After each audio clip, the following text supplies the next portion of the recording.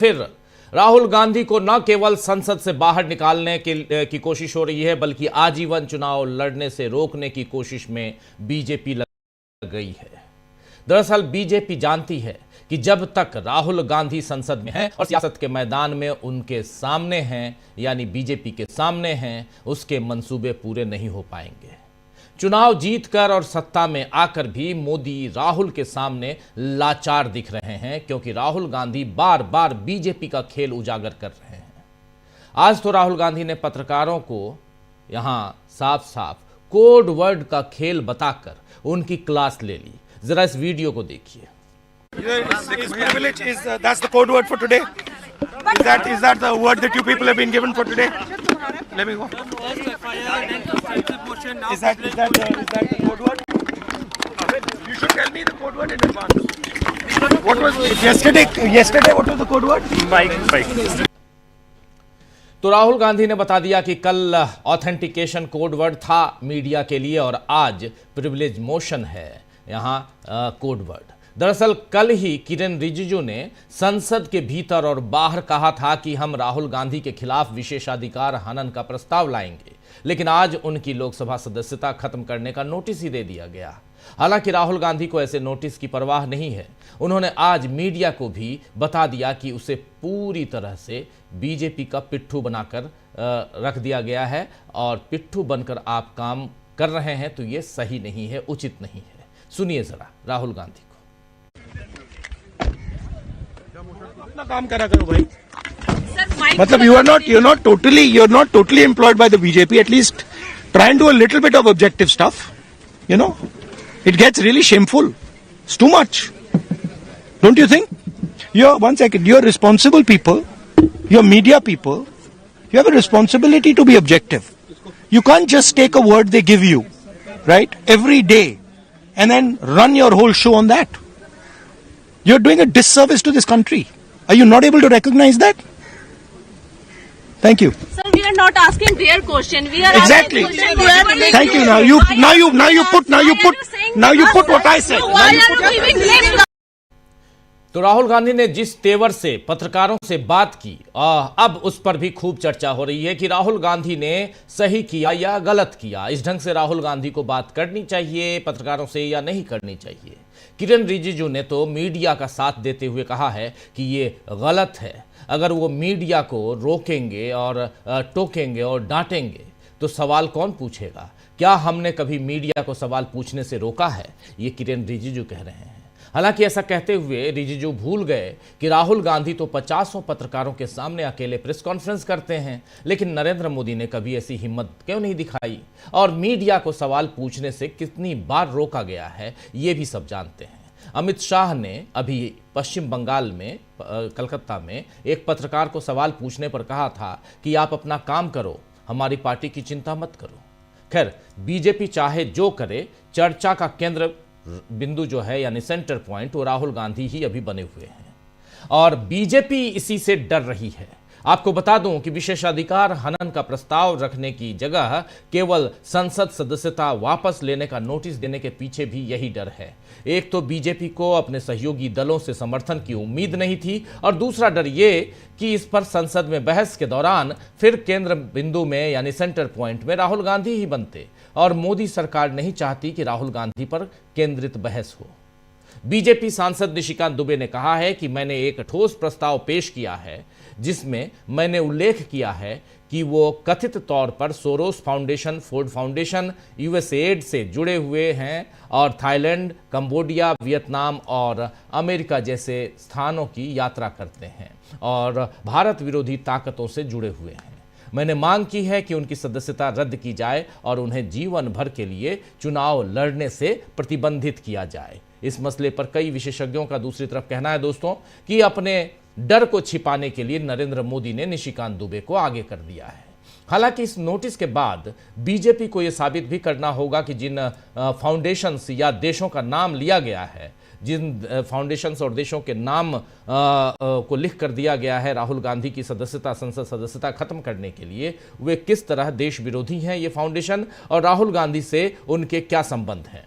ध्यान देने वाली बात यह भी है कि राहुल गांधी को चुनाव लड़ने से रोकने और संसद सदस्यता खत्म करने का ये नोटिस उस समय दिया गया है जब मोदी सरकार को ही ये साबित करना है कि एप्स्टीन फाइल्स मामले में वो बेदाग है।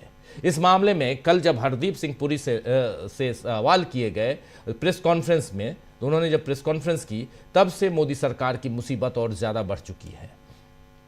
कांग्रेस नेता पवन खेरा ने हरदीप सिंह पुरी को किस तरह घेरा है, ये जरा सुन लीजिए। विश्व में एक हड़कंप मचा हुआ है। एप्स्टीन फाइल्स की वजह से कई जगह इस्तीफे हो रहे हैं। भारत में जो नाम सामने आए हैं, मोदी जी का नाम एप्स्टीन फाइल्स में है, लेकिन जो मोदी जी के आसपास के लोग हैं उनका सैकड़ों बार है। अब हरदीप सिंह पुरी जो कैबिनेट के मिनिस्टर हैं, कल उन्होंने प्रेस वार्ता की, अनिल अंबानी का भी नाम है। हरदीप सिंह पुरी पर हम आज फोकस करते हैं। ये कहते हैं साहब प्रोफेशनल रिश्ते थे। साहब आप थे क्या 2014 में, जरा ये बता दीजिए कि आपके प्रोफेशनल रिश्ते थे एप्स्टीन से? एप्स्टीन किसके इशारे पर, किसके निर्देश पर रीड हॉफमैन जो कि लिंक्डइन के को फाउंडर हैं, उनकी भारत यात्रा प्लान कर रहा था और आप उस प्लानिंग को कार्यान्वित करने के लिए, व्यवस्थाएं बनाने के लिए आप उसकी मदद कर रहे थे। उनके एप्स्टीन के निर्देश पे हरदीप पुरी चल रहे थे। एप्स्टीन किसके निर्देशों पे चल रहा था हमें नहीं मालूम। क्या हरदीप पुरी एप्स्टीन और मोदी के बीच की कड़ी है? हमें नहीं मालूम, क्योंकि अभी सिर्फ 30 लाख फाइलें आई हैं सामने। 30 लाख अभी आनी बाकी हैं, हो सकता है उसमें वो जवाब मिल जाए। लेकिन रीड हॉफमैन की भारत यात्रा, भारत में उनके कार्यक्रम, उनमें से एक कार्यक्रम में नरेंद्र मोदी जी भी उपस्थित थे, ये सब हरदीप पुरी किस कैपेसिटी में कर रहे थे, किस हैसियत से कर रहे थे? हरदीप पुरी उस वक्त एक रिटायर्ड डिप्लोमैट थे। क्या भारत सरकार की एम्बेसी बंद हो चुकी थी? क्या राजदूत नहीं थे वहां? क्या सुषमा स्वराज जी मंत्री नहीं थी कि नरेंद्र मोदी को हरदीप सिंह पुरी की उपयोगिता मिली? उनको हरदीप पुरी मिले कि जो ये सारा कार्यक्रम करवाएंगे? क्या एप्स्टीन को भी भारतीय एम्बेसी नहीं हरदीप पुरी मिले? और नरेंद्र मोदी को क्या एप्स्टीन मिले रीड हॉफमैन को भारत लाने के लिए? हमें यह नहीं समझ में आ रहा कि एम्बेसी होते हुए, इतना अमला होते हुए, एक विदेश मंत्री होते हुए, विदेश मंत्रालय होते हुए, एप्स्टीन और हरदीप पुरी, यह लोग रीड हॉफमैन की विजिट प्लान कर रहे हैं, फाइनलाइज कर रहे हैं, क्रियान्वित कर रहे हैं। ये क्या हो रहा है? हरदीप पुरी कहते हैं साहब प्रोफेशनल रिश्ते थे, कॉफी पीने जा रहे हैं, उनके अपार्टमेंट में जा रहे हैं, मेल्स में किताबें डिस्कस हो रही हैं, परिवार डिस्कस हो रहे हैं। ये क्या हो रहा है? शौक डिस्कस हो रहे हैं, क्या हो रहा है ये? Hardeep Puri ji, what happens in New York does not stay in New York. You will have to resign.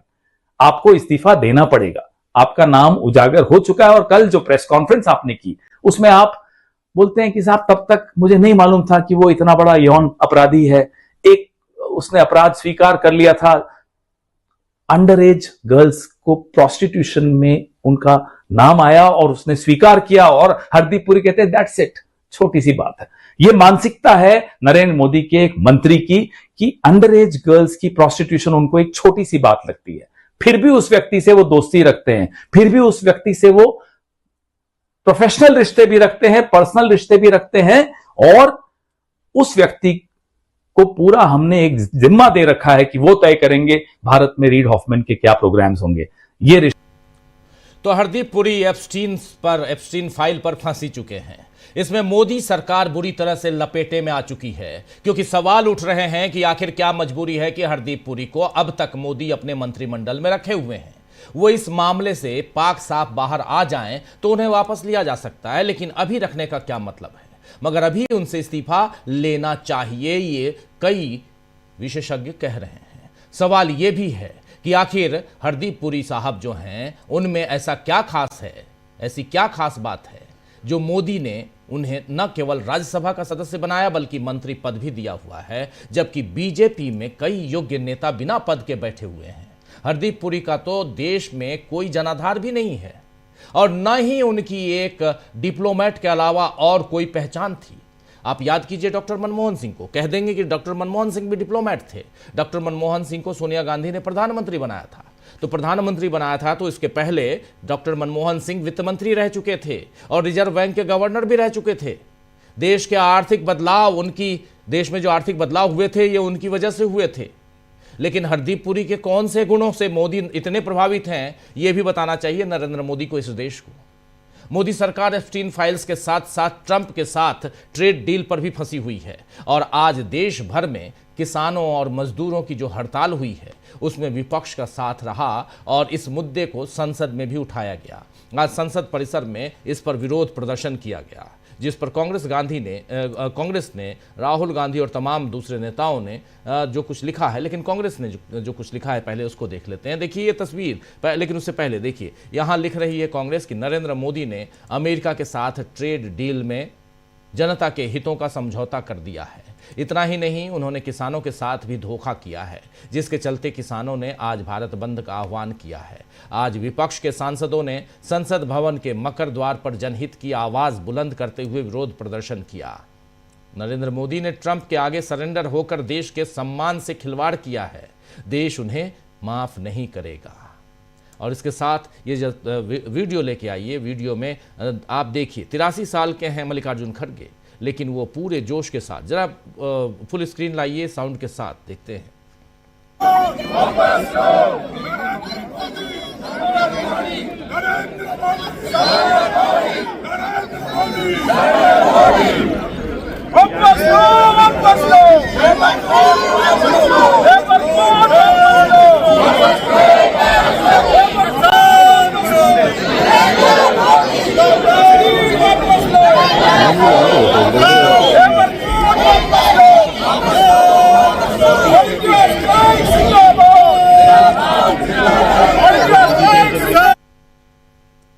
तो यहाँ वापस लो ट्रेड डील की बात हो रही है। तो आज बात करेंगे दोस्तों, चर्चा करेंगे न्यूज़ पॉइंट में कि देश को शर्मनाक स्थिति में पहुंचाने के लिए क्या नरेंद्र मोदी को जनता माफ करेगी।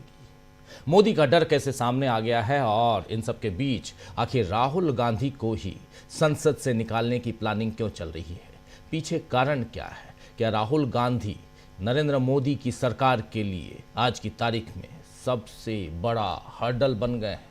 इनकी सरकार, राहुल गांधी जैसे ही सदन में आते हैं आखिर क्यों कांपने लगती है मोदी सरकार। इन सब की बात करेंगे। क्यों हरदीप सिंह पुरी को आनन फानन में कल प्रेस कॉन्फ्रेंस करनी पड़ी, सब की बात करते हैं। और अब राहुल गांधी के खिलाफ प्रिविलेज मोशन न लाकर उनको सीधे संसद से ही निकालने की तैयारी क्यों की जा रही है। चलिए मिलते हैं हमारे तमाम साथियों के साथ जो हमारे साथ इस वक्त जुड़े हुए हैं। देखिए इस वक्त 5 वरिष्ठ साथी जुड़े हुए हैं।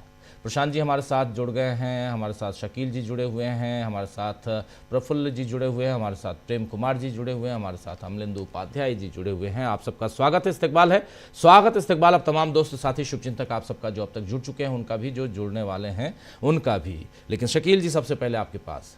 शकील जी क्या कुछ हुआ आज, आपसे बेहतर कौन बताएगा। महाभारत में एक संजय थे और यहाँ पे एक आप हैं, लेकिन महाभारत काल में शकील जी दूरदर्शन नहीं था, यहाँ दूरदर्शन है रहते हुए भी, यानी टेलीविज़न रहते हुए भी वहाँ से कैमरे हटा दिए जाते हैं। ओम बिरला साहब रहें ना रहें, तो इसलिए सदन के अंदर रहना ज़रूरी है और आप रहते हैं, तो आपसे बेहतर कौन बताएगा कि आखिर चल क्या रहा है। ज़रा बताइए कि अचानक अब राहुल गांधी को ही बाहर करने की प्लानिंग क्यों हो रही है। देखिए सब डर गए, सारी संवैधानिक संस्थाओं ने समर्पण कर दिया, मगर एक बंदा अकेला डटा हुआ है और यही सबसे बड़ी परेशानी का कारण है।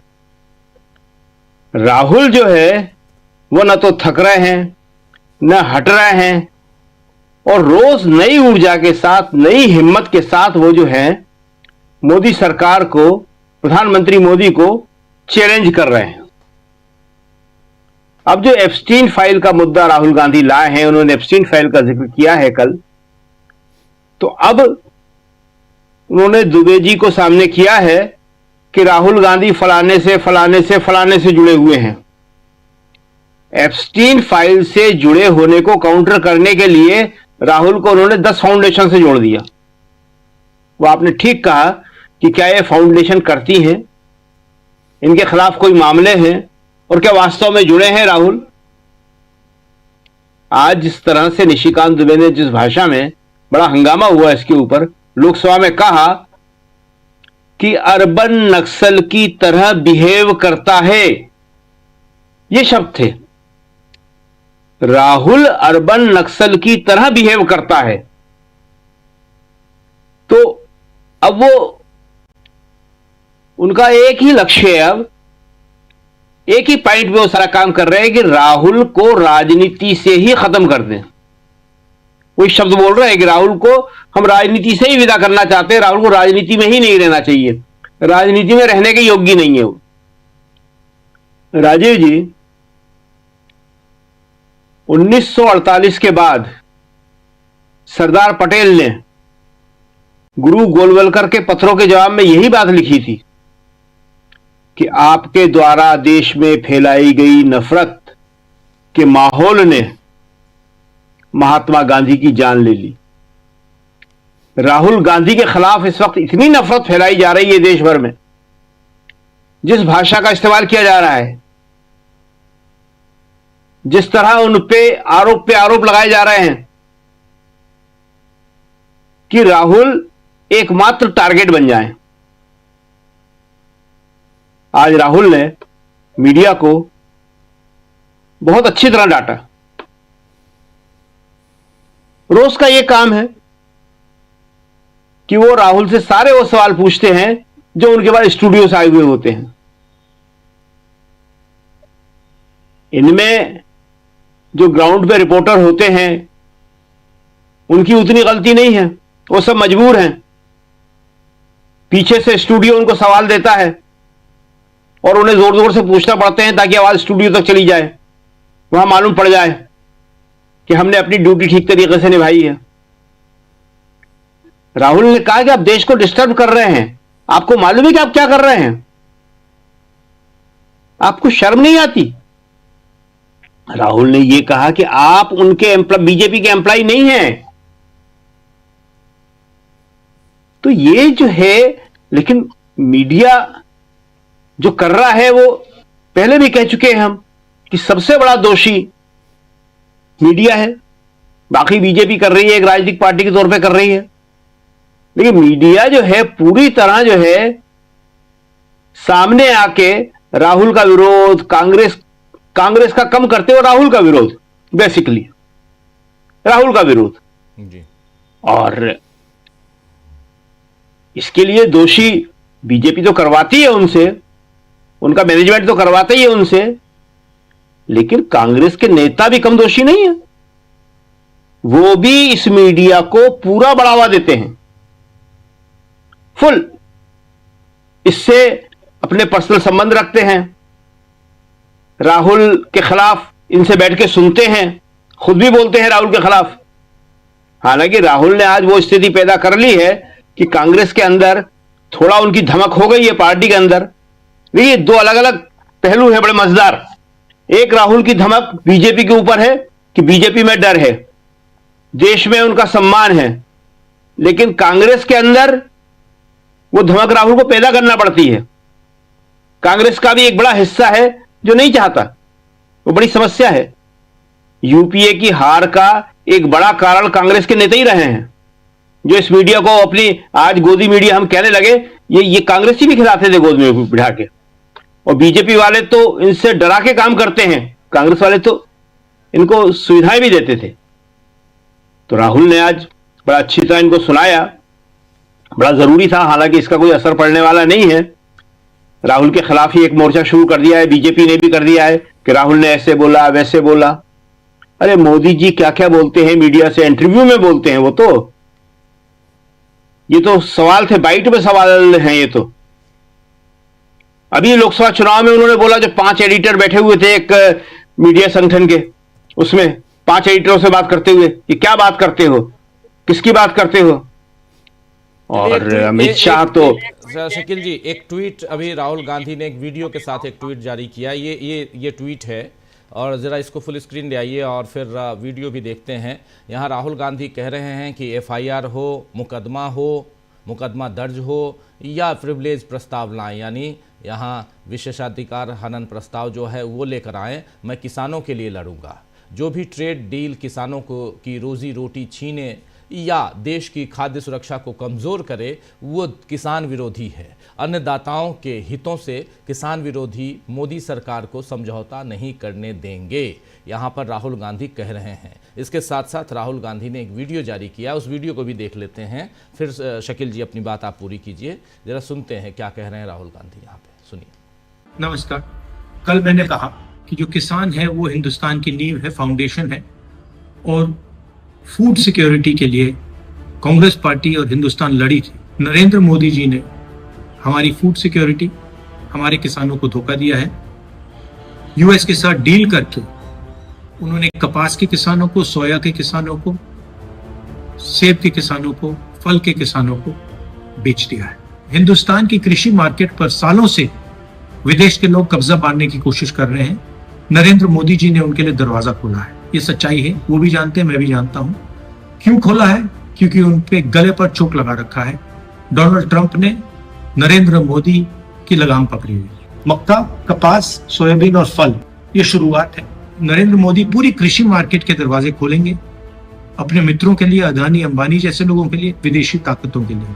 भारत के किसान और पूरा देश जानता है कि नरेंद्र मोदी किसान विरोधी है। वो अपने मित्रों की मदद करता है। पहले भी वो काले कानून लाए थे, अब उन्होंने विदेशी ताकतों के लिए दरवाजा खोल दिया है। अमेरिका के जो किसान हैं, उनके बड़े बड़े खेत होते हैं, हजारों एकड़ के खेत होते हैं, पूरा मैकेनाइज्ड है और उनको सरकार सब्सिडी देती है। आप जानते हो कि हमारे किसानों के खेत छोटे होते हैं, सही एमएसपी नहीं मिलती है और मैकेनाइजेशन का तो नाम ही नहीं है। नरेंद्र मोदी जी ने देश को बेच दिया है, किसानों को बेच दिया है। आप मेरे ऊपर केस डालो, गाली दो, जो भी आपको करना है करो, प्रिविलेज मोशन डालना है वो डाल दो, कोई फर्क नहीं पड़ता। मैंने पार्लियामेंट हाउस में सच्चाई बोली है। आपको सच्चाई अच्छी नहीं लगे वो दूसरी बात है, देश सच्चाई को समझता है। आप कुछ भी करना है कर लो, मैं किसानों के साथ खड़ा हूं, 1 इंच पीछे नहीं हटूंगा। कांग्रेस प्रेसिडेंट खारगे जी, मैं और पूरी कांग्रेस पार्टी, हमारे सब कार्यकर्ता किसानों के साथ खड़े हैं। ये अन्याय हम नहीं होने देंगे। धन्यवाद। तो सुन लिया, अभी इस वीडियो को इन्होंने जारी किया है शकील जी, और आज चूंकि किसानों मजदूरों की स्ट्राइक थी और उसमें यहाँ राहुल गांधी अपनी बात यहाँ एक पैगाम पहुँचाते हुए कि आप मेरे खिलाफ भले एफआईआर कर दीजिए, चाहे प्रिविलेज मोशन ले आइए, जो भी करना कर दीजिए, लेकिन मैं रुकने वाला नहीं हूँ, यहाँ साफ कह रहे हैं। पैगाम यही है राहुल गांधी का। कैसे देखा जाए इसको, एक और चुनौती के रूप में देखा जाए? राजीव जी, आज सुबह ही सुबह सबसे पहले राहुल ने किसानों और मजदूरों के साथ अपनी एकजुटता प्रदर्शित कर दी थी। सुबह ही उनका ट्वीट आ गया था। यह पहले से घोषणा थी कि 12 फरवरी को मजदूर और किसान भारत बंद का आयोजन कर रहे हैं। हमने सुबह लिखा, सारे अखबार देखे हमने, किसी अखबार में यह खबर नहीं थी। बीजेपी के भारत बंद की जो खबरें होती थी, अखबार उनको खुद प्रचारित करते थे, उन्हें फैलाते थे, और मजदूर किसान के भारत बंद की खबर कहीं नहीं। लेकिन राहुल ने सुबह बड़ा अच्छा काम किया। उन्होंने उस बंद की खबर दी, उनके साथ अपनी एकजुटता प्रदर्शित की, मजदूरों के और किसान के इशू लिखे और कहा कि मैं मजबूती से इनके साथ खड़ा हूं। और शाम को भी वो वही बात कर रहे हैं। राहुल ने सही कहा, इतने सालों का अनुभव बताता है, और देश की जनता भी जानती है, बात हम नहीं कह रहे हैं, हर आदमी जानता है, बीजेपी भी जानती है कि राहुल डरेंगे नहीं, राहुल पीछे हटेंगे नहीं। जिन्होंने कहा कि 1 इंच भी पीछे नहीं हटूंगा, राहुल पीछे हटने वाले नहीं हैं। लेकिन यह बात देश की संवैधानिक संस्थाओं को समझना चाहिए कि बीजेपी अफवाहें फैला के, बीजेपी उनके खिलाफ चरित्र हनन करके, माहौल बना के किस तरह देश के नेता प्रतिपक्ष के लिए खतरे पैदा कर रही। हमने याद दिलाया था, फिर कह रहे हैं कि सरदार पटेल ने, जिनका इतना नाम लेते हैं, उन्होंने गुरु गोलवलकर को लिखा था, वो चिट्ठियां हैं जो पत्र व्यवहार हुआ था कि आप लोगों ने जो किया है उसकी वजह से गांधी की हत्या हुई है। एसपीजी सुरक्षा छीन ली राहुल गांधी की, सोनिया की, प्रियंका की, सबकी छीन ली। राहुल की सदस्यता खत्म कर दी, लोकसभा सदस्यता, धक्के मार के सड़क पे गिरा दिया, मकान छीन लिया। क्या नहीं किया? खुद राहुल के शब्द है कि हजारों करोड़ रुपया खर्च किया गया मेरी छवि खराब करने के लिए। सब सच है ये। बावजूद इसके राहुल पे कोई असर नहीं पड़ा। और यह बात बीजेपी भी जानती है कि हम चाहे जितनी कोशिश कर लें, वो उस मिट्टी का बना हुआ है, उस मेटल का बना हुआ है, वो डरने वाला नहीं है। परिवार के दो सदस्यों ने देश के लिए इसी तरह अपनी कुर्बानी दी है। इंदिरा गांधी और राजीव गांधी, ये उस परिवार के हैं ये। लेकिन ये बात सही है कि राहुल के लिए बहुत बड़ा खतरा देश के अंदर पैदा किया जा रहा है। दिन भर अफवाहें चल रही हैं, दिन भर चरित्र हनन किया जा रहा है, लोगों को भड़काया जा रहा है, उकसाया जा रहा है। और वो सारी चीजें हम सोशल मीडिया छोड़ दीजिए, मेन मीडिया में भी देख रहे हैं, जिसे कहा जाता है मेन मीडिया, मुख्य मीडिया। उसके अंदर भी राहुल के खिलाफ सारा माहौल बनाया जा रहा है। ये सब देश की संवैधानिक संस्थाओं को सोचना चाहिए, देश की जनता को खासतौर पर सोचना चाहिए कि ये राहुल के लिए इतना खतरा क्यों पैदा कर रहे हैं। क्यों? क्योंकि राहुल ने लास्ट में ये बात बोल दी कि मैं लड़ता रहूंगा किसान के लिए, आम आदमी के लिए, जनता के लिए, मैं समझौता नहीं करने वाला। यही असली बात है कि राहुल जो है नरेंद्र मोदी की जन विरोधी नीतियों के खिलाफ लड़ रहे हैं, इसलिए वो उनकी आंखों में खटक रहे हैं। जी प्रेम कुमार जी, दो बातें यहाँ महत्वपूर्ण रूप से पिछले 2 दिनों से सामने आई है। पहली बात, राहुल गांधी ने कल लोकसभा में भाषण दिया। भाषण जो था वो बजट के ऊपर था। राहुल गांधी ने उसमें एप्स्टीन का मामला, अनिल अंबानी का मामला, अदानी का मामला, सारे मामले उठाकर हरदीप सिंह पुरी को घेरा। और हरदीप सिंह पुरी आनंद फानन में प्रेस कॉन्फ्रेंस कर बैठे। 42 मिनट की प्रेस कॉन्फ्रेंस में उन्होंने बहुत सारी बातें रखने की कोशिश की, लेकिन उसके बाद से देखिए परिस्थितियां कैसे बदलती हुई नजर आ रही हैं। राहुल गांधी के ऊपर जो भी करना है वो, और निशिकांत दुबे आप अच्छी तरह से जानते हैं, जहां से वो हैं वो भी आप जानते हैं, और अब उनको निकालने की कोशिश संसद से। लेकिन पीछे क्या चल रहा है, तो पीछे के खेल को बताइए, चल क्या रहा है, ये सब हो क्यों रहा है? जी शुक्रिया राजीव जी। देखिए, आपने जहां से बात शुरू की कि राहुल गांधी ने बजट के दौरान बहुत सारी बातें की, लेकिन बजट के दौरान जो बहुत सारी बातें की, क्या वो बजट से संबंधित नहीं थी? इसी को समझ लेते हैं। बजट जो इस बार आया, आपने देखा कि किस तरह की निराशा थी। सत्ता पक्ष भी बचाव नहीं कर पा रहा था, क्योंकि सरकार को पता ही नहीं था कि बजट में हम करना क्या चाहते हैं। इधर ट्रेड डील हो रही है, उसका कुछ पता नहीं, और ट्रेड डील का असर तो बजट पर पड़ना ही है। तो बजट में ट्रेड डील के कारण कुछ निर्णय नहीं लिए जा सके, और भी दूसरे कारण थे। तो जो विदेशी दबाव है वो फैक्टर भी बजट में दिखा। तो राहुल गांधी ने उन परिस्थितियों को साफ किया कि बजट पर जब हम चर्चा कर रहे हैं तो बजट क्यों कॉम्प्रोमाइज्ड है, किसानों का हित क्यों कॉम्प्रोमाइज्ड है, और कहां से दबाव आ रहा है, और उसको ही उन्होंने समझाया। एक तो बात यह है। दूसरी बात है कि इसके जो कुछ चल रहा है उसके पीछे क्या है। आप अक्सर देखते होंगे, हम लोगों ने बहुत सारी फिल्में देखी हैं। क्या होता है कि जब कोई खलनायक किसी को अपने कब्जे में लेता है तो उसको उससे फिरौती भी लेता है, वसूली भी करता है, और बाद में उसको बख्शता भी नहीं है। ये हम लोग साफ साफ देखते हैं। अभी भी जो कुछ हो रहा है हमारे देश के साथ, हमारे देश के हुक्मरान समझ रहे हैं कि हम उनकी बात मान लेंगे तो वो हमें बख्श देगा। अरे डोनाल्ड ट्रंप इस दुनिया का नहीं, सदी का खलनायक है। वो एप्स्टीन फाइल में डूबा हुआ व्यक्ति, वो तानाशाह, तो उसको जिस दौर में आप डोनाल्ड माइक ट्रंप बता रहे थे वो भी एप्स्टीन इफेक्ट था। ये बातें अब साबित हो रही हैं। उसका टाइमिंग देख लीजिए, वो अब बातें साबित हो रही हैं। इजराइल जाना, अमेरिका जाना, नमस्ते ट्रंप करना, डोनाल्ड ट्रंप के नाम से वोट मांगना, बहुत सारी चीजें हुई लगातार। वो एप्स्टीन एरा है जो सारी घटनाएं घटी। लेकिन उसके बाद चूंकि वो क्रूरता के उच्चतम शिखर पर है, उसको अपने देश में राष्ट्रवाद का डंका बजाना है, इसलिए मागा लेकर आया।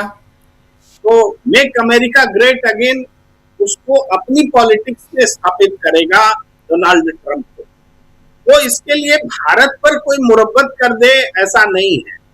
वो भारत भले नरेंद्र मोदी वहां मेक इंडिया ग्रेट अगेन कर आए, लेकिन वो उस समय भी भारतीयों को जंजीरों में बांध करके भेजता है, हमें नीचा दिखाता है। हमें आए दिन सीज फायर के बाद से अब तो लगातार देख रहे हैं, किसी दिन डोनाल्ड ट्रंप चुप नहीं है जब नरेंद्र मोदी को और भारत को नीचा नहीं दिखाता हूं।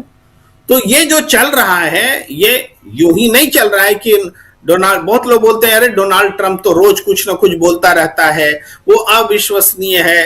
लेकिन मैं कहता हूं कि डोनाल्ड ट्रंप अनप्रेडिक्टेबल नहीं है, वो प्रेडिक्टेबल है। वो क्या बोलेगा कल वो आज हमें पता है, और वो उसी दिशा में बोलेगा जिस दिशा में बोल रहा है, कोई फर्क नहीं है। तो ये जो स्थिति बनी है, तो आप यकीन मानिए कि मोदी सरकार की गर्दन बचने वाली नहीं है। मोदी और उनकी टीम ने जो जो गलतियां की हैं एप्स्टीन के इर्द गिर्द, एप्स्टीन की दुनिया में जा करके या उसके साथ संपर्क रख के, क्योंकि आप बोलने में कोई गुरेज नहीं है, इस सरकार का संबंध तो है, स्थापित हो चुका है, जितने तथ्य आए उतने में ही स्थापित है। भाई रफाल डील हुआ, उसमें अनिल अंबानी आए। अनिल उस समय की टाइमिंग देखिए, अनिल अंबानी उस समय वैसे ही एक्टिव थे, नरेंद्र मोदी वैसे ही जा रहे थे इजराइल, वो सारी बातें सामने आ रही हैं। तो जो इस राजनीति का बिटवीन द लाइंस ये है कि वो हिंदुस्तान में भी एक एक्सट्रीम लाइन पर नरेंद्र मोदी खड़े हैं कि अभी अगर हमने अपने आप को बचाने के लिए अधिकतम एक्सट्रीम लाइन नहीं चुना तो आगे मौका ही न मिले। और डोनाल्ड ट्रंप के लिए भी है कि वो भी एक्सट्रीम लाइन लेकर के राष्ट्रवाद को मजबूत करे, मागा करे और अपने देश की जनता को संतुष्ट करे कि वही अमेरिका को महान बना सकता है। इसलिए आपने सुना भी है अमेरिका की तरफ से अटॉर्नी जनरल बोल रही कि अमेरिका के विकास पर ध्यान देना चाहिए और एप्स्टीन पर ध्यान नहीं देना चाहिए। वही भाषा यहां भी आजमाने के लिए बोला जाएगा कि एप्स्टीन क्या करते हो, देश कैसे आगे बढ़ेगा वो सोचो। ये लाइन डोनाल्ड ट्रंप की भी है, ये लाइन यहां की भी है, लेकिन दोनों डर वाली लाइन है। अरे गिरना तो डोनाल्ड ट्रंप की सरकार को भी है और गिरना मोदी सरकार को भी है, और दोनों की काली करतूतें ये काम करवा कर छोड़ेंगी, क्योंकि जनता को अब बात सीधे सीधे समझ में आने लगी है। राहुल गांधी क्यों आंखों की किरकिरी बने हुए? क्योंकि राहुल गांधी उस चीज को समझ रहे हैं और उसी हिस्से से, उसी हिम्मत से वो उसका पर्दाफाश कर रहे हैं। वो जानते हैं कि एप्स्टीन पर बोलने का मतलब उनका जब सब कुछ चला जाएगा तो सब कुछ जाने से पहले वो भी हमारी जान ले सकता है। तो संसद की सदस्यता खत्म करना, कभी चुनाव न लड़ सके इसकी व्यवस्था करना, ये जो लड़ाई है ये तो राजनीतिक हत्या के लिए लड़ी जा रही लड़ाई है, जो राहुल गांधी पर के खिलाफ लड़ी जा रही है।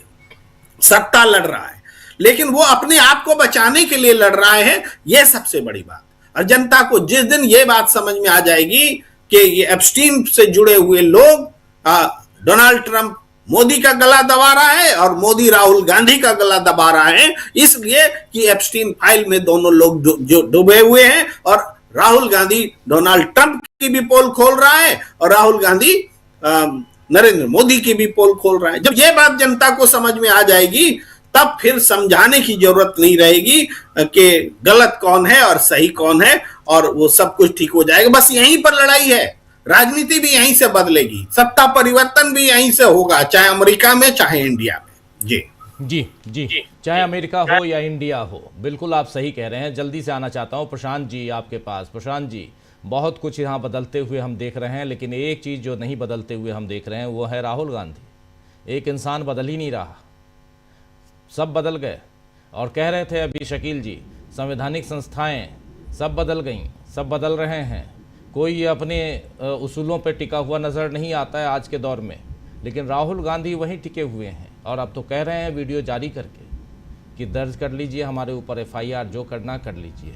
जरा समझना चाहता हूँ ये पूरे घटनाक्रम को। हरदीप पुरी साहब बुरी तरह फंसे हुए हैं। अभी एक ट्वीट देख रहा था मैं प्रशांत भूषण का, आप भी देखे होंगे।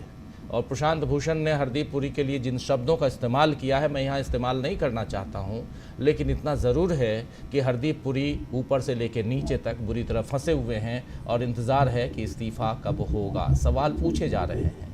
लेकिन राहुल गांधी ने, कल आपने देखा, राहुल गांधी ने तुरंत कहा कि मैं ऑथेंटिकेट अभी करूंगा। किरण रिजिजू का रोल ज़रा समझना चाहता हूं आपके ज़रिए। बार बार नरेंद्र मोदी को किरण रिजिजू क्यों फंसा रहे हैं? मुझे तो यही लग रहा है कि बिल्कुल जो एक कहा जाता है ना कि नहीं अब फंसा देना है, वो हालत हो गई है मोदी जी के लिए। उनके ही दोस्त ना रहा, कल को यही गाना गाएंगे वो, यही लगता है।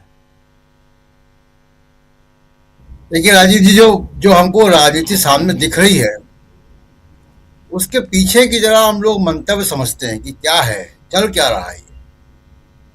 दो तीन बातें बड़ी महत्वपूर्ण है। तो राहुल गांधी का भाषण, हरदीप पुरी जिनका जिक्र आपने किया, निशिकांत दुबे, किरण रिजिजू।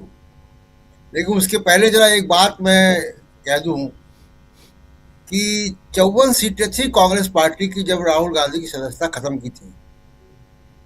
चुनाव हुए वो 100 हो गई। एक बार फिर आजमा लें इस बात को जी। तो ये पर्दे के पीछे चलता क्या है, होता कुछ है, उसका उद्देश्य क्या है, इसको भी हमको समझना होगा। दूसरी बात कि नरेंद्र मोदी बहुत ही कमजोर विकेट पे इस वक्त खेल रहे हैं। आप देखिए, जरा बीजेपी की राजनीति को समझिए, बीजेपी और एनडीए की राजनीति को समझिए। एनडीए में कौन बड़े नेता हैं जी? नीतीश कुमार, मोदी के अलावा चंद्रबाबू नायडू, दूसरे और तमाम जो सहयोगी दल हैं। बीजेपी के अंदर बड़े कद्दावर नेता हैं, बड़े बड़े।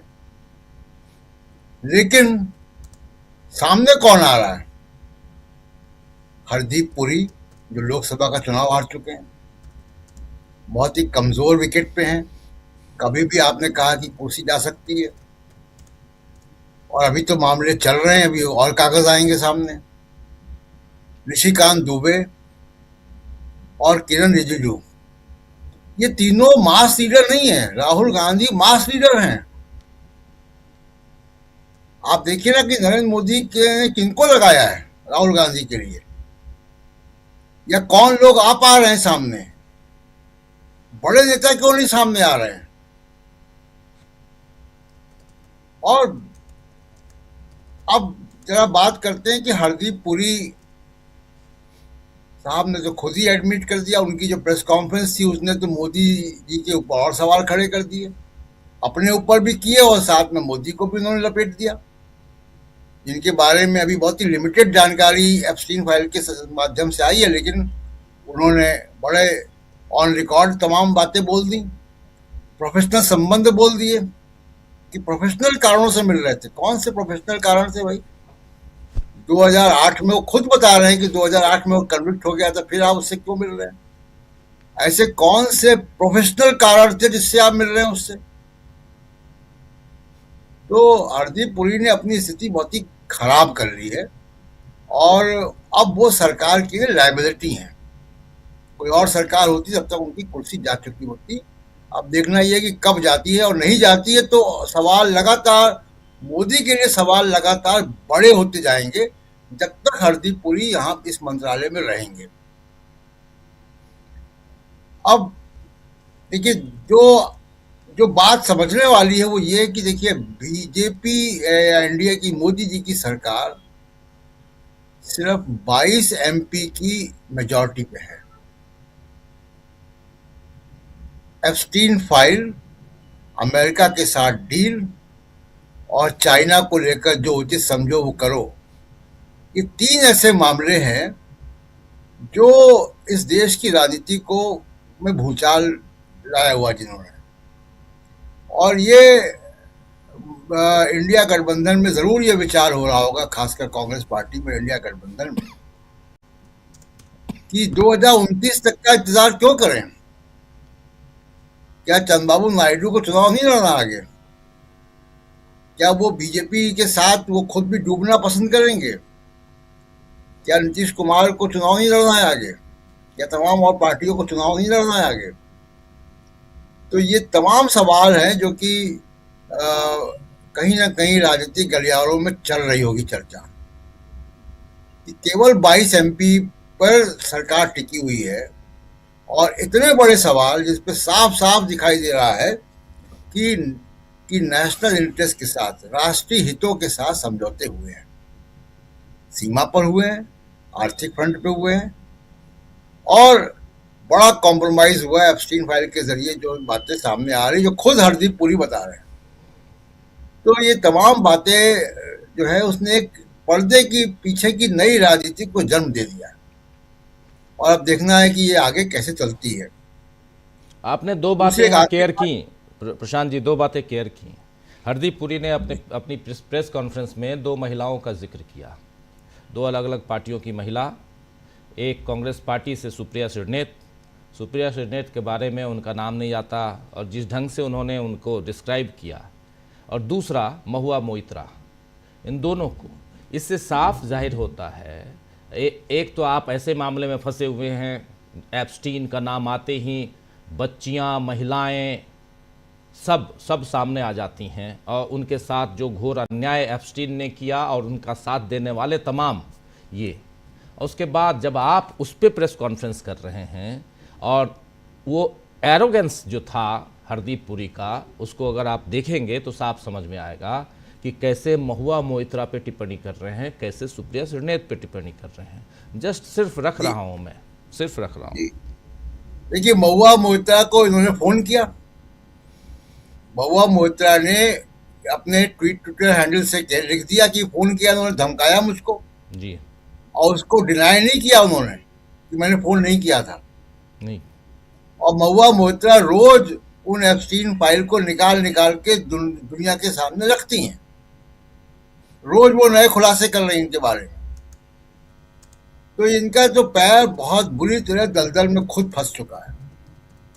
और हरदीप पुरी, जैसे मैंने कहा कि वो राजनीति में, वो डिप्लोमेसी में क्या थे क्या नहीं थे वो अलग बायोडेटा है उनका, लेकिन राजनीति में वो कोई बहुत बड़े कद्दावर नेता नहीं है।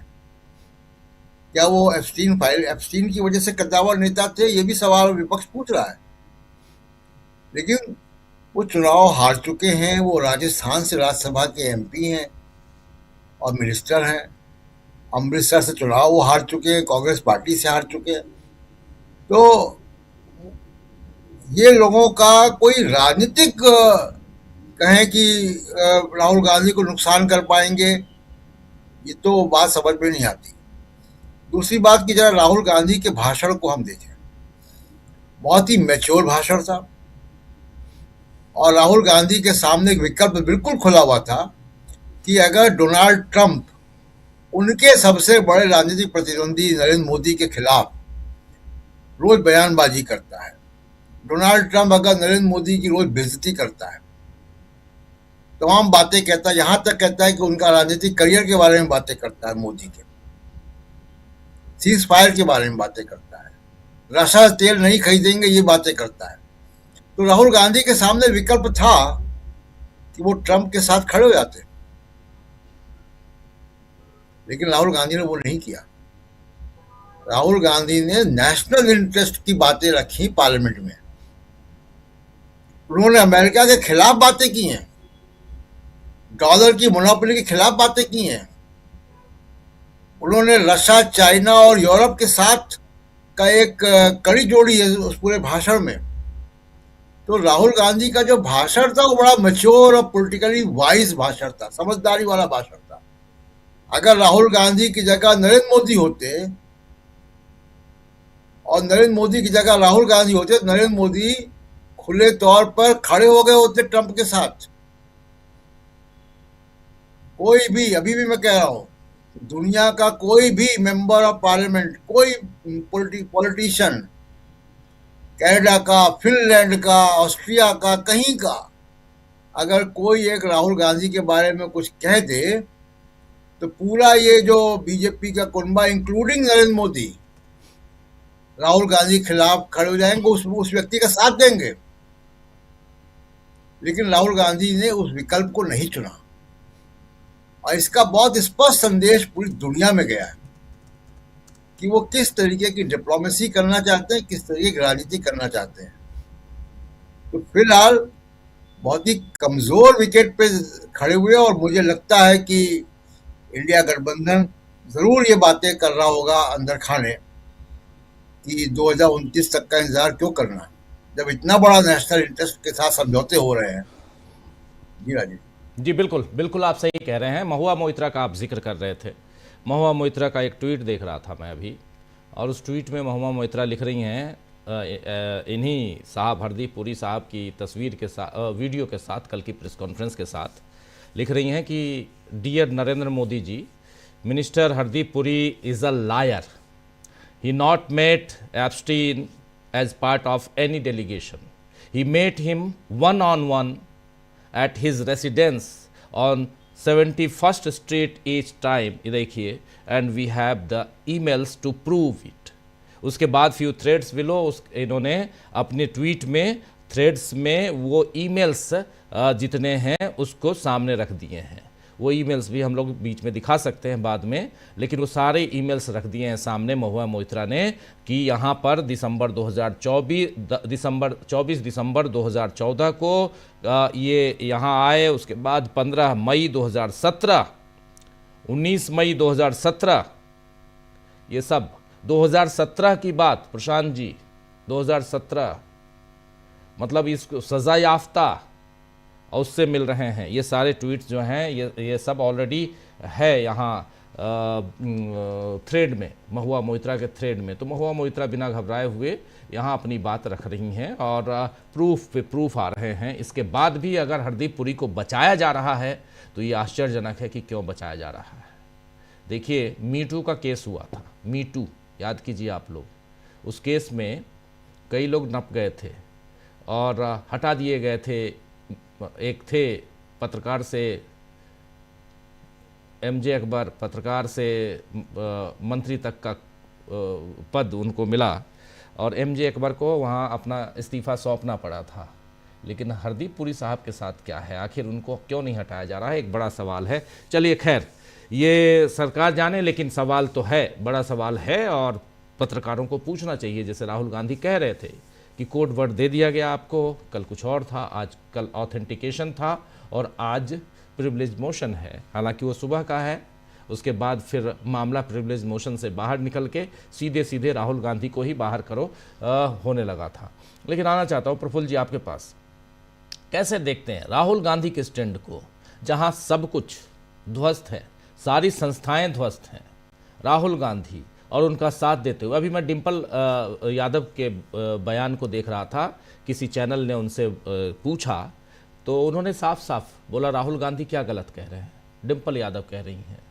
तो इंडिया गठबंधन यहाँ एकजुट कैसे है वो दिख रहा है और इन सब के बीच राहुल गांधी अपने अंदाज में अपने हिसाब से अपनी बातें रख रहे हैं। हालांकि कल आखिरी दिन है संसद के इस बजट सत्र के इस सेशन का, यानी फर्स्ट पड़ाव जो है वो कल है। इसके बाद फिर 9 मार्च से सेकेंड पड़ाव आएगा और उसमें एक अविश्वास प्रस्ताव दिया गया है ओम बिरला के खिलाफ भी, उस पर भी चर्चा होनी है। ओम बिरला के खिलाफ अभी तो बात हो ही नहीं रही, यहाँ राहुल को ही हटाने की बात होने लगी। तो इसलिए ये पूरा, इसके पीछे हम लोग बहुत सारी बातें जो है रिपीट कर रहे हैं, लेकिन मैं आप लोगों से भी कहूँगा तो थोड़ा सा हम लोग, चूँकि सब पत्रकार हैं, विश्लेषक हैं, चीज़ों को बहुत गहराई से समझने की कोशिश करते हैं, थोड़ा आप लोग भी अंदर डीपली क्या कुछ हो सकता है।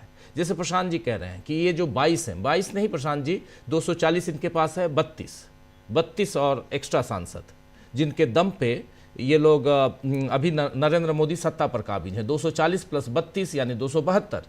तो 272 ये जो 32 सांसदों वाली पार्टियां हैं, चाहे वो चंद्रबाबू नायडू हों, चाहे नीतीश कुमार हों, चाहे शिंदे और बाकी लोग हों, ये लोग इनको माफ़ी चाहूँगा, क्या इनको फिर से सरकार में चुनाव में नहीं जाना है और अभी लंबा सफ़र तय करना है। आप जिस नाव पे बैठे हैं वो नाव अभी बीच में नहीं गई है, आप किनारे से तैर के निकल सकते हैं, इसलिए आप निकल लीजिए, ज़्यादा अच्छा होगा। सही कह रहे थे प्रशांत जी, शायद वो लोग भी यही सोच रहे होंगे। प्रफुल्ल जी आपकी बात। नहीं, सभी को नमस्कार। देखिए कि इनके जितने भी सर मोशन थे, प्रिविलेज मोशन, सब्सटेंटिव मोशन, ये सब लूज कर रहे हैं। अब जाहिर है कि मैं मोशन के साथ लूज विशेषण नहीं लगाना चाहता हूं, लेकिन सरकार को डिहाइड्रेशन हो गया है।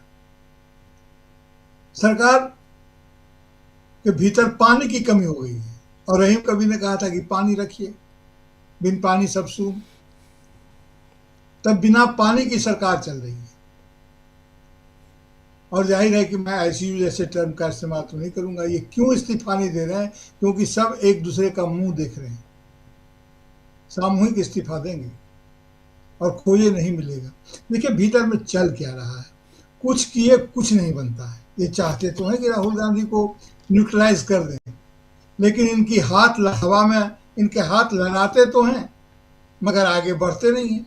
और जिस हिम्मत के साथ राहुल गांधी और जिस जज्बे के साथ अपनी बात रख रहे हैं, कांग्रेस जैसी पार्टी को अपने साथ खड़ा करना कोई बहुत आसान काम राहुल गांधी के लिए नहीं था।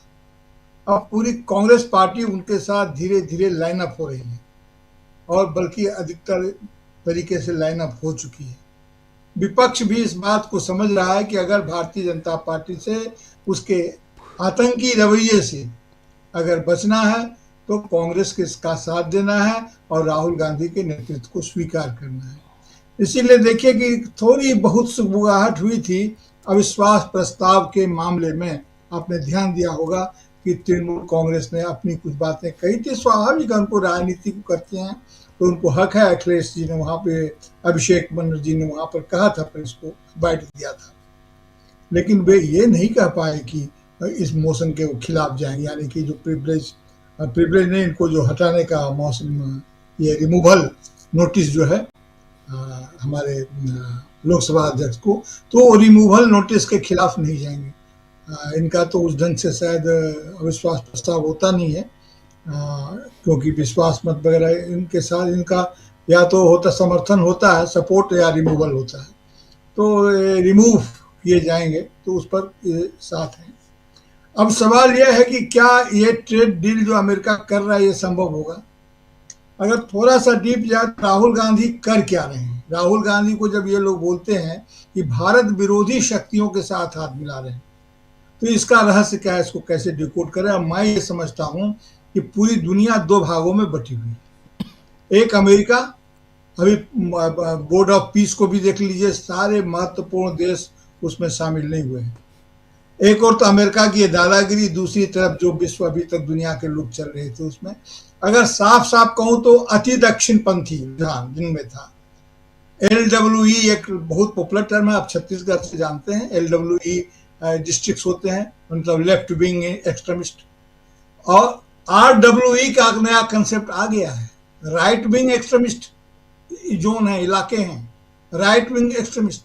तो पूरी दुनिया में जो राइट विंग है और लेफ्ट विंग है, उसमें एक तरह की बातें चल रही है, एक तरह का वो संघात चल रहा है, जोर आजमाइश चल रही है।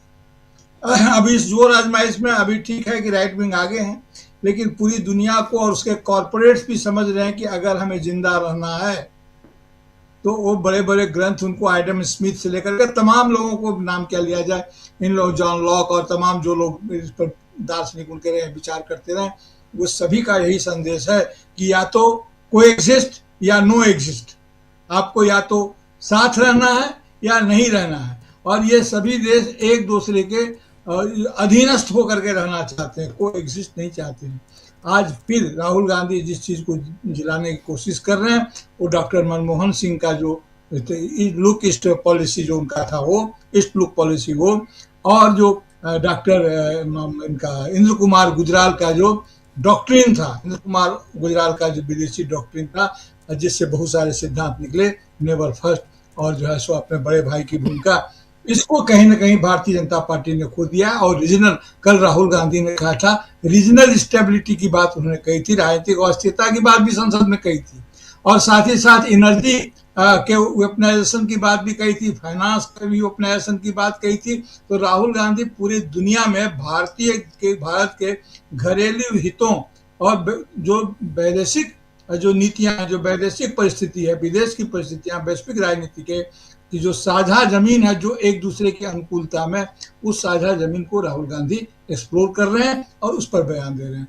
पुतिन ने अगर कह दिया, रूस ने अगर कह दिया है कि भारत की जनता भारत और रूस के मैत्री को के महत्व को समझती है या उसको बचाएगी, इसका मतलब सीधा सा ये है कि यहाँ का नेतृत्व नहीं बल्कि जनता पर वहाँ भरोसा आ रहा है। हालांकि प्रकारांतर से व्याख्या ये हो सकती है कि अमेरिका के साथ हमारे संबंध ने भारत के लोगों को इस स्थिति में पहुंचा दिया है कि हर कोई हमारी संप्रभुता को, सोवरेनिटी को एक हल्की सी टच देकर या हिट करके चला जाता है। भारत के सरकार को बीच से हटा करके सीधे जनता से बात करना भी हमारी सोवरेनिटी के लिए खतरनाक है। तो राहुल गांधी ने जब कहा कि उन्होंने देश को बेच दिया है, मैं किसान के हितों को ये नहीं होने दूंगा, और वो तैयार हो गए, जैसा कि आपने भी कहा, वो तैयार हो गए। उन्होंने कहा, बड़े जोरदार से कहा मैं ऑथेंटिकेट करता हूँ। लेकिन चेयर को बात समझ में आ गई कि राहुल गांधी जो भी बोलेंगे उससे डरो, वैसा उनको मत करने दो। अगर वो कहते हैं ऑथेंटिकेट करूंगा तो उसे डर गया, और राहुल गांधी कहते नहीं ऑथेंटिकेट नहीं कर सकता हूं तो बोलता हाँ करो। तो उन्होंने कहा, क्योंकि वो जानते थे कि अगर ऑथेंटिकेट करेंगे तो हम इसको एक्सपंज नहीं कर पाएंगे और जाहिर है कि प्रक्रिया लंबी चलेगी, तो ये पूरी प्रक्रिया रिकॉर्ड में रह जाएगी। यही बात है उनका भी जो जो सदस्यता समाप्त करने के मोशन की बात, जो सब्सटेंटिव मोशन की बात कर रहे हैं, वो भी लूज कर गया। तो क्यों लूज कर गया? क्योंकि फिर लग रहा है वही कि हटा तो पाएंगे नहीं, और हटा नहीं पाएंगे तो जाहिर है कि यही प्रक्रिया में रह जाएगा। प्रिविलेज मोशन हट गया तो वो पता नहीं टिकेगा नहीं टिकेगा, ये तो अलग बात है। लेकिन भारत के साथ, भारत के लिए भरोसे की एक ही बात है कि राहुल गांधी जैसा नेता डट कर किसानों को कह रहा है, मजदूरों को कह रहा है, हम आपके हितों को नहीं हाथ होने देंगे। एक और 5 सेकंड में यह कह दूं कि राहुल गांधी ने बहुत बारीकी से कहा है, किसानों के हित की बात नहीं है, पूरे देश के हित की बात है, आम लोगों के हित की बात है। अगर कृषि उत्पाद पर समझौता होता है तो तमाम उपभोक्ताओं का हित इससे सत्वहीन होगा, कंप्रोमाइज्ड होगा। तो राहुल गांधी चीजों को समझ रहे हैं। एक भरोसे की बात है, स्थिति बहुत तेजी से घूम रही है, 2-4 दिन में और परिवर्तन होगा जब नए सत्र में देखते हैं कि क्या होता है। जी प्रफुल्ल जी, एक रिक्वेस्ट है कि आपका जो माइक सिस्टम है ना वो ठीक नहीं है, क्योंकि आवाज़ काफ़ी उसमें ठीक से नहीं आती है आवाज़, और उस कारण काफ़ी तकलीफ होती है हमारे तमाम साथियों को सुनने में भी।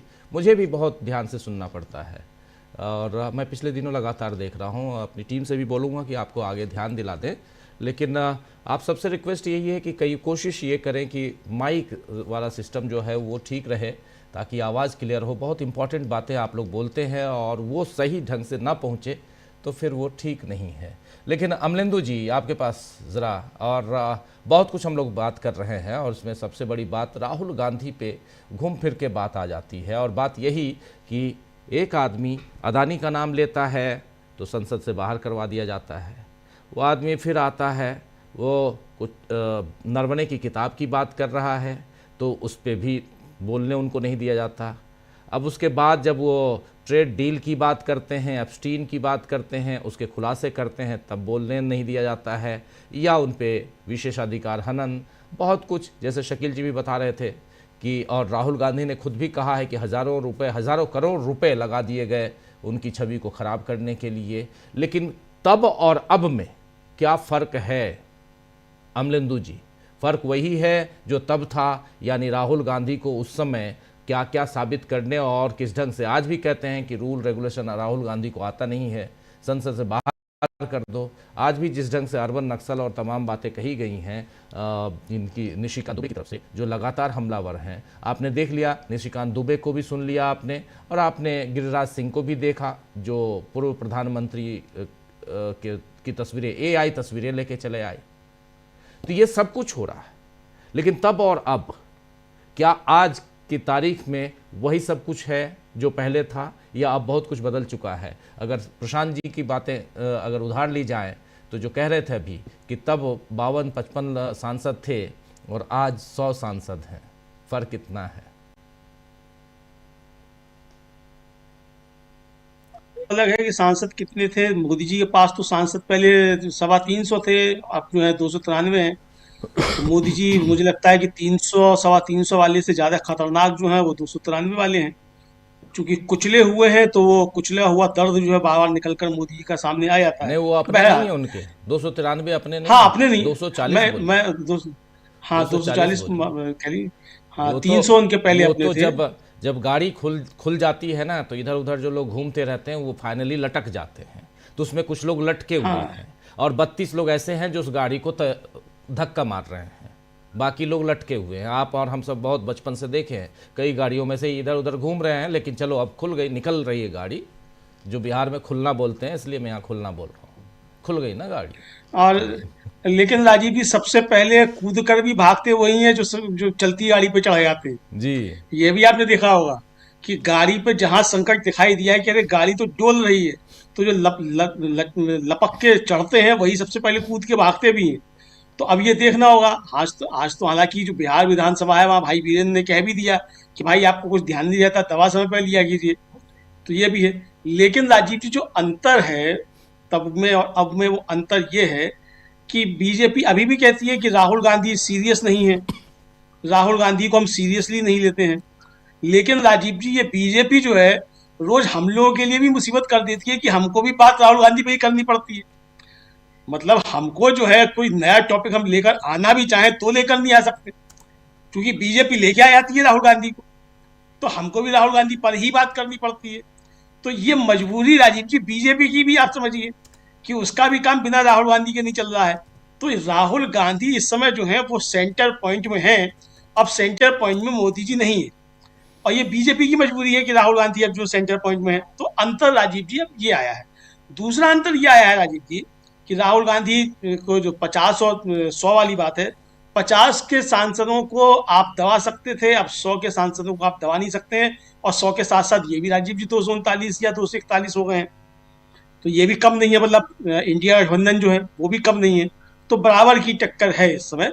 तो इसलिए सदन के अंदर की परिस्थितियां भी बदली हुई हैं। तो ये एक अंतर तो ये आया है। लेकिन इसके बावजूद राजीव जी जो डर जो है मोदी जी का वो बार बार सामने आ जाता है। और भारतीय जनता पार्टी जब अच्छा अब जो ये कहा कि साहब वो आपने भी कहा कि साहब वो बीजेपी कहती है कि राहुल गांधी को नियम कानून नहीं मालूम है। बिल्कुल अच्छी बात है, राहुल गांधी को नियम कानून नहीं मालूम है, मोदी जी को मालूम है नियम कानून। मोदी जी से बहस करवा दी जाए राहुल गांधी की एक दिन नियम कानून पर ही संसद के अंदर, बाहर तो करेंगे नहीं, संसद के अंदर ही कर ले। किस नियम कानून पे बात करनी तो बहस हो जाए मोदी जी की कि मोदी जी को कौन से नियम कानून आते हैं और राहुल गांधी को कौन से नियम कानून आते हैं। अच्छा चलिए इससे भी ज्यादा घटिए, निशिकांत दुबे ने जो राजीव जी दिया है वो किस कानून के तहत दिया है कि राहुल गांधी को चुनाव लड़ने से रोका जाए? कौन सा कानून है जो संसद पास कर देगी किसी व्यक्ति को कि आप चुनाव लड़ने से रोक देंगे? चुनाव लड़ने से रोकने के नियम है राजीव जी, और वो किसी एक व्यक्ति को लेकर कानून नहीं है, उसके पैरामीटर्स हैं। उन पैरामीटर्स पे बाहर हो गई थे, अदालत तय करेगी उसको, संसद तय नहीं करेगी। तो यानी संसद की अधिकार शक्ति जो आपने उसी को चैलेंज दे दिया। फिर कल तक तो आप कह रहे थे प्रिविलेज मोशन लेके आएंगे, प्रेस कॉन्फ्रेंस करके कहा किरण रिजिजू ने, तो आज क्यों नहीं आप लेके आए प्रिविलेज मोशन? कहाँ चला गया वो प्रिविलेज मोशन? वो तो नहीं है। निशिकांत दुबे की चिट्ठी है कि साहब इनकी जांच कराई जाए, इनको चुनाव लड़ने से रोका जाए आजीवन। कल को आप कह देंगे कि आजीवन मोदी जी को प्रधानमंत्री बने रहने दिया जाए, संसद पास कर दे, तो हो जाएगा पास। तो जिस तरीके से संसद ये पास नहीं कर सकती कि मोदी जी आजीवन प्रधानमंत्री बने रहेंगे, उसी तरीके से संसद ये भी पास नहीं कर सकती कि राहुल गांधी आजीवन चुनाव नहीं लड़ेंगे। भ्रष्टाचार के मामले में भी जो सांसद पकड़े जाते हैं, जिनको सजाएं होती है राजीव जी, उनका भी एक टाइम पीरियड होता है 6 साल का, कि आप 6 साल जो है डिवाइड रहेंगे, उसके बाद फिर आप चुनाव लड़ सकते हैं। आजीवन नहीं लड़ पाएंगे ये तो नहीं है। बाल ठाकरे का बस हुआ था कि उनका मताधिकार ही छीन लिया गया था, लेकिन उसके पीछे भी मसला था कि आपने सांप्रदायिक भाषा का इस्तेमाल किया चुनाव में, आपने धर्म का इस्तेमाल किया, उसके आधार पर हुआ। तो वो भी अदालत से तय हुआ, वो संसद ने तय नहीं किया। तो संसद तय नहीं कर सकती है कि राहुल गांधी चुनाव नहीं लड़ेंगे जिंदगी भर और मोदी जी जिंदगी भर प्रधानमंत्री बने रहेंगे, तो ये संसद तय नहीं कर सकती है। तो निशिकांत दुबे को कौन सा कानून आता है? मोदी जी को तो नहीं आता। चलिए निशिकांत दुबे तो बहुत पढ़े लिखे आदमी है, आजकल टक्कर ले रहे हैं अमित मालवीय से रोज फर्जी खबरें बनाने की और शेयर करने की, तो टक्कर चल रही है। तो इनको ही कौन सा आता है? तो ये राजीव जी ये डर जो है असल में अब ये बार बार निकल कर आ रहा है, जैसा आपने भी कहा कि ये डर इसलिए निकल कर आ रहा है कि राहुल गांधी रोज जो है वो मोदी जी को बेनकाब कर रहे हैं। अब आपने जिन हरदीप सिंह पुरी की बात की, राहुल गांधी ने जो मसला उठा रहे थे, बाहर आके हरदीप सिंह पुरी जो है वो प्रेस कॉन्फ्रेंस कर देते हैं। राहुल गांधी जो सदन के अंदर कहना चाहते थे, हरदीप सिंह पुरी बाहर आकर उसको पूरी तरीके से स्वीकार कर लेते हैं और आगे बढ़कर बता देते हैं। राहुल गांधी तो कहते हैं फाइलों में क्या मैं ऑथेंटिकेट करूंगा, उन्होंने तो हरदीप सिंह पुरी ने बता भी दिया कि 4 बार मुलाकात हुई है उनकी, तो 4 बार तो खुद मान लिया हरदीप सिंह पुरी ने। अब 4 बार का पता भी नहीं कि एप्स्टीन फाइल्स में जिक्र है भी कि नहीं है 4 बार का, लेकिन हरदीप सिंह पुरी ने तो मान लिया 4 बार का जिक्र।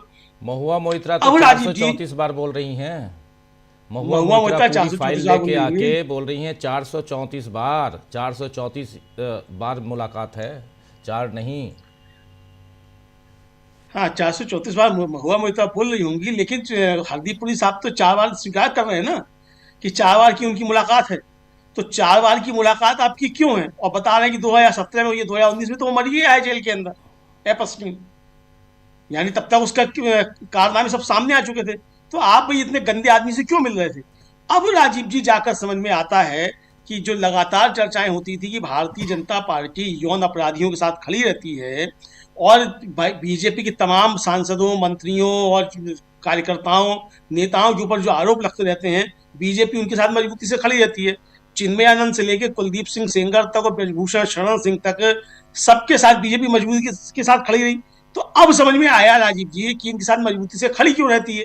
इसलिए खड़ी रहती है कि मालूम था कि कहीं कोई फाइलें हैं वो खुल सकती हैं, तो बात कहाँ तक पहुंचेगी। तो इसलिए इन सबका बचाव करो, तो ये सब पूरी पार्टी फिर मिलके बड़े साहब का बचाव करेगी। तो क्या ऐसा है? हो सकता है ऐसा भी रही हो, लेकिन ये राजीव जी जो राहुल गांधी को संसद से निकालने की योजना पे जिसपे बीजेपी काम करना चाहती है और आगे बढ़ना चाहती है, ये फलीभूत नहीं होंगी ऐसा लगता है।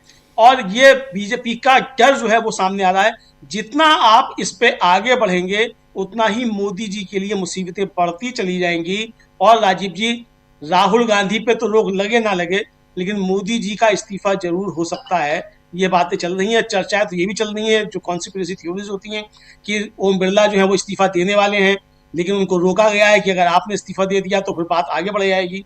हरदीप सिंह पुरी भी जो है वो तैयार है इस्तीफा देने को, लेकिन कहा जा रहा है कि अगर आपने इस्तीफा दे दिया तो बात आगे तक पहुंच जाएगी, बड़े साहब का इस्तीफा हो जाएगा, तो उनको रोका जा रहा है। अब ये पता नहीं राजीव जी सच है या गलत है, हम नहीं कह सकते, इसकी कोई जिम्मेदारी हमारी नहीं है। ये कॉन्स्पिरेसी थ्योरीज चलती रहती हैं। तो ये भी चल रही है कि ओम बिरला और हरदीप सिंह पुरी को इस्तीफा देने से रोका जा रहा है कि अगर इन्होंने इस्तीफा दे दिया तो फिर बड़े साहब का इस्तीफा भी हो जाएगा, दबाव बढ़ जाएगा, क्योंकि पूरी दुनिया में हो रहे हैं राजीव जी इस्तीफे, जिन जिन के नाम आ रहे हैं। तो ये सामने आ रहा है। तो ये कुल मिलाकर राजीव जी, मोदी जी का डर और बीजेपी का डर जो है वो सामने निकल कर आ रहा है। जी, यहाँ पर डर की बात, और राहुल गांधी यही कह रहे थे कि डर, लेकिन आगे क्या कुछ होने जा रहा है। कल आखिरी दिन है इस पड़ाव का, आखिरी दिन। 2 सेशन 2 पार्ट में होना है, बजट सेशन हमेशा होता है, और इसके बाद फिर 9 तारीख से है, 9 मार्च से है। लेकिन कल क्या कुछ हो सकता है? क्या ये जो राहुल गांधी के खिलाफ नोटिस जारी करने की क्या प्रक्रिया है, जरा शकील जी आपसे समझना चाहता हूँ। देखिए, बीजेपी अपनी तरफ से पूरी कोशिश कर रही है कि राहुल को जितना बदनाम कर सकते हैं उतना बदनाम करें हम।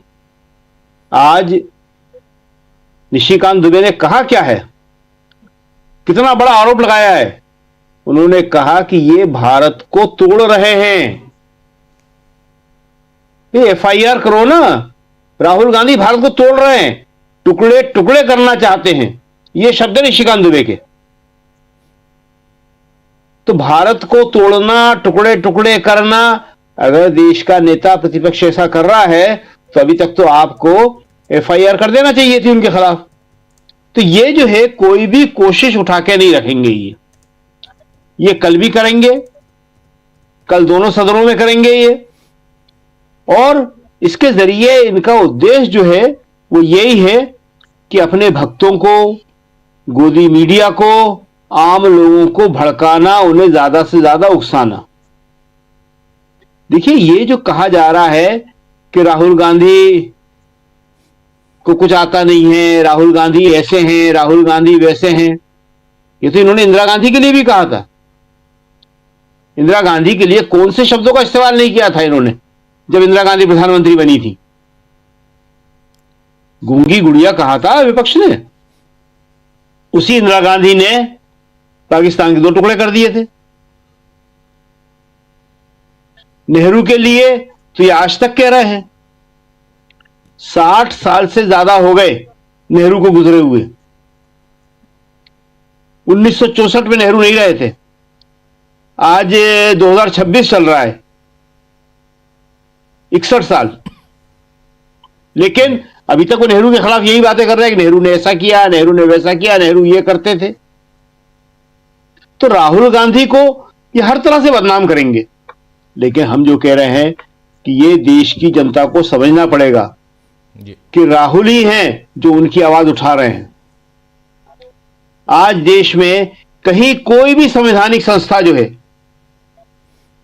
लड़ने की स्थिति में नहीं है, न्याय करने की स्थिति में नहीं है, बोलने की स्थिति में नहीं है। और विपक्ष में जो एकजुटता दिखती है, हम जो इंडिया गठबंधन की बात करते हैं, उसकी जो धुरी है वो भी राहुल गांधी है। राहुल गांधी की हिम्मत से ही सबको हिम्मत मिलती है कि ये बंदा जो है ये डरता नहीं है, इसके चेहरे पे कहीं भय नाम की चीज दिखती नहीं है, सामने खड़े होकर बात करता है, कहता है मोदी जी मेरे सामने नहीं आएंगे। तो स्थिति बहुत ज्यादा गंभीर है। और बीजेपी क्या करेगी? बीजेपी यही करेगी कि कोई भी कसर उठा के नहीं रखेगी, सब कुछ करेगी, साम दाम दंड भेद सब करेगी। और राहुल की ताकत क्या है? राहुल की ताकत उनका कमिटमेंट है, कन्विक्शन है सच के प्रति और देश की जनता के प्रति। लेकिन इस देश की जनता को ये बात समझना पड़ेगी, देश की संवैधानिक संस्थाओं को ये बात समझना पड़ेगी जी, और पूरे विपक्ष को समझना पड़ेगा। तो लड़ाई जो है अब बहुत ही गंभीर मोड़ पे आ गई है। राहुल की सुरक्षा जो है एक बहुत बड़ा मुद्दा है। क्यों? क्योंकि इस परिवार के 2 लोग इसी तरह जा चुके हैं और महात्मा गांधी जो हैं उनको इसी तरह का माहौल बना के एक हत्या उनकी जो करवाई गई। और उसके बाद सरदार पटेल ने यह भी लिखा था कि आपने इनकी मृत्यु के बाद महात्मा गांधी के मिठाइयां बांटी हैं। ये गुरु गोलवल्लभ को चिट्ठी लिखी है उन्होंने, मिठाइयां बांटी हैं, ये सब ऑन रिकॉर्ड है। तो स्थिति बहुत गंभीर है, खराब है, लेकिन राहुल इसका मुकाबला कर रहे हैं। और मोदी जी जो है इस टाइम सारे के सारे जो भी कर रहे हैं वो पैनिक रिएक्शन में कर रहे हैं। उनके पास बहुत ज्यादा कार्ड सब बचे नहीं है, उनके पास घबराहट है, वो घबराहट में ही रिएक्ट कर रहे हैं। जी बिल्कुल बिल्कुल। अब जल्दी जल्दी 15 मिनट का समय है। प्रेम कुमार जी, आपको क्या लगता है, ये कल ये मामला पूरा खत्म हो जाएगा? लगता है आपको? प्रेम कुमार जी हैं? नहीं है, डिस्कनेक्ट हैं। प्रशांत जी।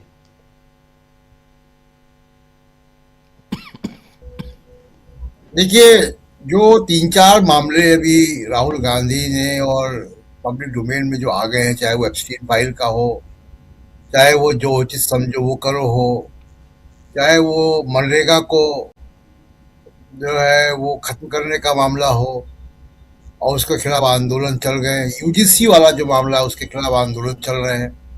कई सारे ऐसे मामले हैं जहां पे पूरे देश में आंदोलन चल रहे हैं और ये आंदोलन बड़े होते जाएंगे आगे आने वाले दिनों में। एक जो बड़ा फियर पॉलिटिकल पार्टीज में है, बीजेपी के अलावा जितनी पॉलिटिकल पार्टी हैं, सहयोगी दल भी बीजेपी के और जो विपक्ष में है वो तो है ही, उनमें 2 बातें बड़ी साफ कन्विंस्ड तरीके से चली गई हैं, बहुत ही कन्विंसिंग तरीके से चली गई हैं। एक कि सुप्रीम कोर्ट एसआईआर को नहीं रोकेगा और दूसरा ये कि एसआईआर के जरिए बीजेपी इलेक्शन को मैनिपुलेट कर रही है। ये 2 बातें बहुत स्पष्ट तौर पे सारी पॉलिटिकल पार्टीज को समझ में आ गई हैं। अब अगर बंगाल के चुनाव में वही हुआ जो बिहार में हुआ है, तो आप देखिएगा कि बंगाल और तमिलनाडु के चुनाव के बीच राजनीति बदल जाएगी इस देश की। सारी पॉलिटिकल पार्टीज को फिर ये लग जाएगा कि इस एसआईआर को रोकना है। एसआईआर को नहीं रोका गया तो इस देश का लोकतंत्र खत्म हो जाएगा, पॉलिटिकल पार्टीज का वजूद खत्म हो जाएगा। तो और बंगाल के चुनाव होंगे मार्च अप्रैल में और अप्रैल मई में तमिलनाडु के चुनाव होंगे। तो लगभग 1-1.5 महीने का अंतर होगा और 1-1.5 महीने के अंतर में अगर ज्ञानेश कुमार ने बंगाल भी डिलीवर किया बीजेपी को, जैसे बिहार किया था, तो इस देश की राजनीति बदल जाएगी एकदम। सबको समझ में आ जाएगा कि आपको अब जो है चुनाव में आप नहीं हरा सकते बीजेपी को। ये बिल्कुल कन्विंसिंग तरीके से लोगों के पास स्पष्ट संदेश हो जाएगा। और दूसरा कि जो यूएस की डील है, जो हरदीप पुरी साहब का जो एक बारिया बयान है, वो सब चीजें मोदी जी के लिए मुसीबत पैदा कर रही हैं। उसमें निशिकांत दुबे या किरण रिजिजू मोदी जी की मदद अभी नहीं कर सकते।